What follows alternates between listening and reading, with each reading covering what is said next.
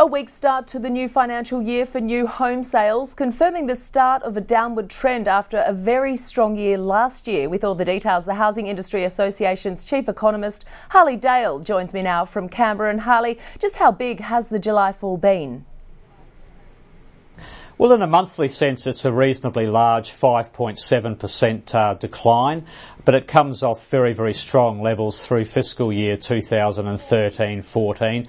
Historically speaking, sales are at very high levels, but it does look as though they peaked back in April of this year, and they've been moderately trending down ever since. Harley Dale, what's been the main downward driver of the pullback in new home sales last month?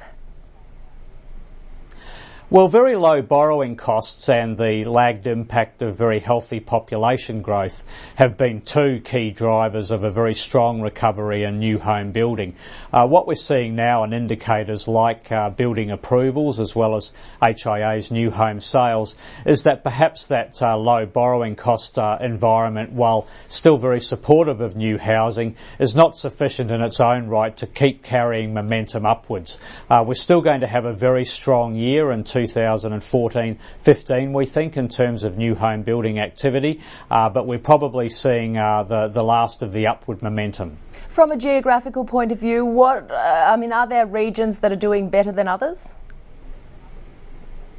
Oh, look, there certainly are. The standout regions in 2013-14 fiscal year were New South Wales and Victoria. New home sales in both those states were up by well over 20%, so that puts a moderate downward trend since in some kind of perspective, I guess. As the recoveries are unfolding, it's looking like New South Wales is going to post some further growth, but not move as quickly as it was.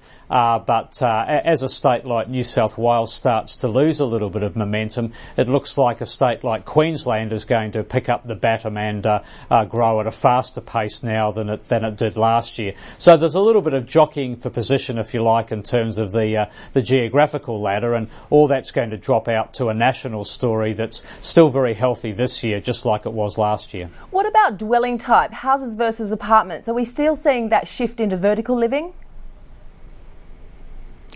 Look, we are overall. It remains the case that a standout characteristic of this new home building cycle is that the share of medium high density apartments in the overall new home building mix is far higher than we were looking at 10, 20 years ago. Within that, however, most of the burst of growth in apartment construction actually occurred in 2012-13 and into last fiscal year. What we've seen over the last 6 to 9 months is a faster pace of growth for detached house construction than we're seeing for medium high density construction. So we're actually in a situation this year where we're going to see quite decent growth across the board in terms of all sorts of different product types in relation to new home building, but in a level sense we're historically looking at very healthy new home construction, be it an apartment or a 1-2 story walk up or a detached house or anything in between. There's a healthy breadth, if you like, to the building recovery as it's looking in 2014. So not enough of a fall to impact on the overall state of the nation's economy or interest rates just yet? Well, I don't think so just yet. These are leading indicators, data like new home sales and ABS building approvals, and they signal what's likely to happen to actual construction activity down the track. And actual construction activity should stay healthy, I think, through the rest of this year and into next.